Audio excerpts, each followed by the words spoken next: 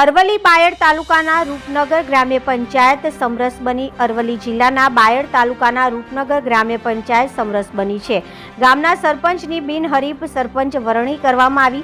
અરવલ્લી જિલ્લાના બાયડ તાલુકાના રૂપનગર ગ્રામ્ય પંચાયત વિભાજન બાદ તેની પ્રથમ ચૂંટણીમાં જ સમરસ જાહેર થઈ છે.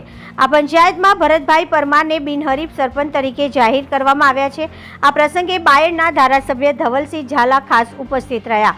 તેમની હાજરીમાં પંચાયત સમરસ બની હતી. અગાઉ કરેલી જાહેરાત મુજબ ધારાસભ્ય ધવલસિંહ ઝાલા દ્વારા રૂપનગર પંચાયતને વિકાસના કામો માટે ₹10 લાખની ગ્રાન્ટ ઇનામ સ્વરૂપે આપવામાં આવશે. 953 મતદારો ધરાવતી આ પંચાયતના સમરસ થવા બદલ ગ્રામજનો દ્વારા ભરતભાઈ પરમાર અને અન્ય સભ્યોનું ભવ્ય સ્વાગત કરવામાં આવ્યું હતું.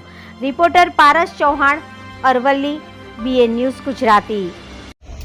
જે રીતે મેં અગાઉ જાહેરાત કરી હતી કે ભાઈ જે પંચાયતો સમરસ થશે અને ₹10 લાખ મારી ગ્રાન્ટમાંથી આપવામાં આવશે, તેનું એક સુંદર ઉદાહરણ મારા માદરે વતન, મારો વિસ્તાર એમ કહેવાય, વતનની બાજુની પંચાયત રૂપનગર પંચાયત જે હમણાં જ છૂટી પડી છે.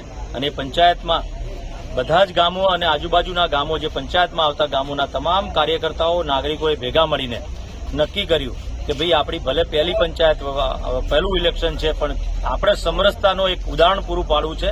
એના ભાગરૂપે ભરતભાઈને સર્વાનુમતે નક્કી કરીને એમને સમરસ પંચાયત તરીકે એમની નિયુક્તિ સરપંચ તરીકે કરી છે. તેમને હું અભિનંદન આપું છું. અને આ પંચાયતના વિકાસના કામ માટે ધારાસભ્ય છું, એટલે મારી જવાબદારી આવે છે. જે બોલ્યો છું તે પ્રમાણે એ રીતે હું ₹10 લાખની ગ્રાન્ટ હું આ રૂપનગર પંચાયતને સમરસ થવાથી 100% હું આપવાનો છું અને આપીશ પણ ખરો. અને એ સિવાય પણ જે પણ જરૂરિયાતની જરૂર પડશે એ તમામ પ્રકારની મદદ આ પંચાયતને હું કરીશ. નમસ્કાર, મારું નામ પરમાર ભરતભાઈ મોનાભાઈ છે. હું રૂપનગર ગ્રામ પંચાયત તરફથી મેં સરપંચની ઉમેદવારી માટે દાવેદારી કરી હતી. હું રૂપનગર તથા દલપતપુરા ગામના સર્વ આ ગ્રામજનોનો હું આભાર માનું છું કે તેમણે મારે ઉપર વિશ્વાસ રાખીને મને સરપંચના ઉમેદવાર તરીકે મારું નામ સમરસ ગ્રામ પંચાયત તરીકે જાહેર કર્યું છે.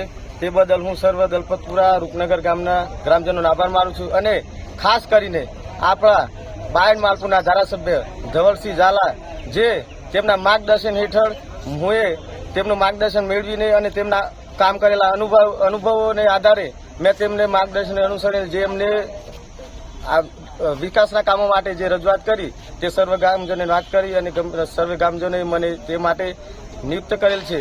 તો હું નિષ્ઠાથી કામ કરીશ. અને ખાસ કરીને આપણા બાયડના ધારાસભ્ય ધવલસિંહ ઝાલાનો આભાર માનું છું કે તેમણે અહીં બાયડ મામલતદાર ઓફિસ ખાતે ઉપસ્થિત રહીને અમારા સર્વ ગ્રામજનોનો ઉત્સાહ વધારી અને તેમણે અહીં મારા આપેલા એમણે આવીને હાજરી આપી.